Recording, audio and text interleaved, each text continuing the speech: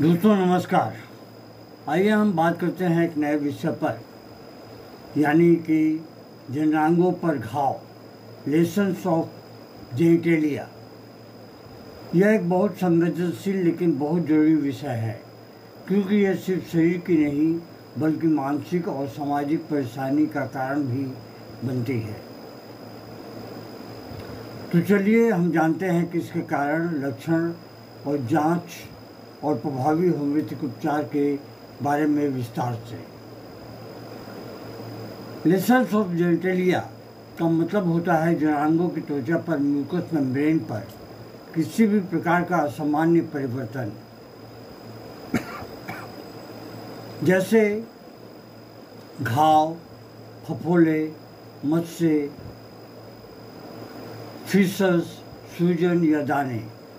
ये संक्रमण, एलर्जी या किसी अंदरूनी विकार के कारण भी हो सकते हैं। मुख्य कारण इसके जो है उसके बारे में हम बात कर लेते हैं, जैसे कि संक्रमण, sexually transmitted infection STI, syphilis, treponema pallidum नामक जीवाणु से होता है। इसमें शुरुआत में बिना दर्द वाला घाव, पेनलेस अल्सर, जिसे कैंक्री भी कहा जाता है, जननांग herpes, genital herpes simplex virus के कारण छोटे छोटे दाने वाले फफोले बनते हैं जो जलन करते हैं। गनोरिया, नाइजीरिया गोनोरिया से संक्रमण होता है। पेशाब में जलन और मवाद जैसी डिस्चार्ज के साथ सूजन रहती है। ह्यूमन पैपिलोमा वायरस, इससे कॉलीफ्लावर जैसे मस्से, वॉट्स बनते हैं HPV के कारण। फंगल या बैक्टीरियल इन्फेक्शन, कैनिडिडा एल्बिकैंस के कारण खुजली, लालपन और सफ़ेद डिस्चार्ज होता है। साफ सफाई के कमी के कारण से बेलेनाइटिस, ग्लांस की सूजन हो जाती है। एलर्जी, इरिटेशन, कुछ साबुन या फिर कंडोम या कपड़ों की वजह से एलर्जी या जलन हो सकती है। त्वचा के रोग, सोरियासिस, लीचेन प्लेनस या एक्जिमा जननांगों पर भी हो सकते हैं। ऑटोइम्यून या सिस्टमिक कारण, जैसे Behcet's disease, pemphigus vulgaris, diabetes, HIV infection इत्यादि के कारण। लेसन के प्रकार पर निर्भर करते हैं।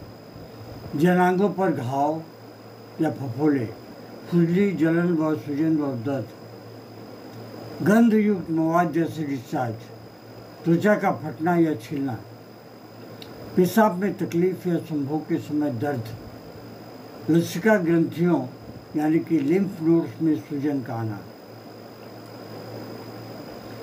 पेशेंट की हिस्ट्री अक्सर देखी जाती है, जैसे कि असुरक्षित संभोग, यौन संबंध, पुराने संक्रमण की पुनरावृत्ति, अत्यधिक खुजली रात में जो ज़्यादा होती है। इसकी जांच यानी कि डायग्नोसिस, सही निदान के लिए पूरा इतिहास और परीक्षण आवश्यक होता है। VDRL या TPHA टेस्ट सिफिलिस के लिए, जैंक स्मीयर या HSV PCR हर्पिस के लिए, कोह टेस्ट यानी KOH फंगल इन्फेक्शन के लिए, HIV टेस्ट, कल्चर या बायोप्सी पुराने या बार बार होने वाले केसों में। दोस्तों, इसमें होम्योपैथिक उपचार इलाज केवल घाव पर नहीं बल्कि व्यक्ति की प्रकृति और मियाद पर भी आधारित होता है। मक्सौल, गंदा बदबूदार डिस्चार्ज, जलन और रात में तकलीफ का बढ़ना सिफिलिटिक घावों में बहुत ही उपयोगी दवा है। अगली जो दवा है वो है नाइट्रिक एसिड। गहरी दरारें या घाव जिनमें कांटे जैसी चुभन होती है, जरा सा छूने पर खून आ जाए। थूजा ऑक्सीडेंटलिस बहुत बड़ी दवा है और बहुत बेहतरीन दवा है। कॉलीफ्लावर जैसे मत्स्य नम और बदबूदार पुराने एचपीवी संक्रमण में बहुत ही असरदार दवा है। ग्रेफाइटिस चिपचिपा गाढ़ा सहज जैसा डिस्चार्ज ठंडे स्वभाव वाले आदमी और मोटे शरीर वाले रोगी में बहुत ही उपयोगी दवा है। हिपर सल्फर बहुत दर्द वाले, छूने से असहनीय, ठंड से बढ़ने वाले अल्सर।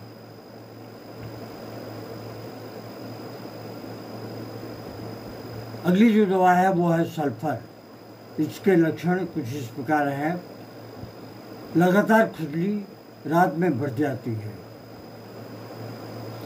गंदी अस्वच्छ त्वचा वाले केसों में मरीज वहाँ पे साफ ही नहीं करता है। सिफिलिडियम पुराने न भरने वाले घाव जो बार बार लौट कर आते हैं। सिफिलिटिक टेंडेंसी वाले रोगियों में मेडोरिनम गोनोरिया इन्फेक्शन के बाद बार बार तकलीफ का बढ़ना, अत्यधिक डिस्चार्ज और कमजोरी के साथ ये एक बहुत ही बेहतरीन दवा है। सिनाबेस लाल किनारे वाले दर्दनाक घाव सिफिलिटिक अल्सर में उपयोगी।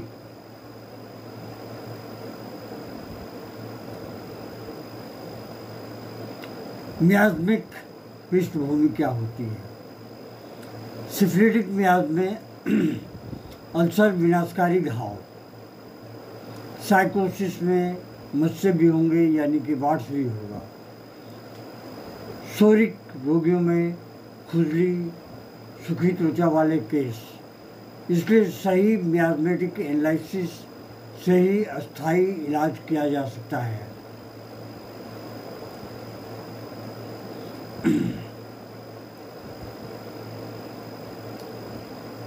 व्यक्तिगत देखभाल के बारे में भी हम जान लें। व्यक्तिगत स्वच्छता बनाए रखें और सुरक्षित यौन संबंध से बचें। यदि संक्रमण है तो दोनों पार्टनर्स का इलाज करें।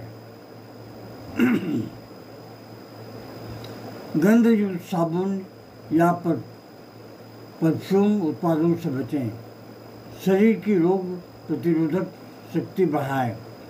पौष्टिक आहार, नींद और तनाव से मुक्त रहें। दोस्तों, अब हम चलते हैं पोटेंसी की तरफ। किस डोज में लिया जा सकता है? डोज मैं आपको बता सकता हूँ, लेकिन परेशानी यही है कि आपको इसके लिए अपने नज़दीकी होम्योपैथिक स्पोर्ट होम्योपैथिक फिजिशियन से संपर्क करें तो बहुत ही बेहतर है।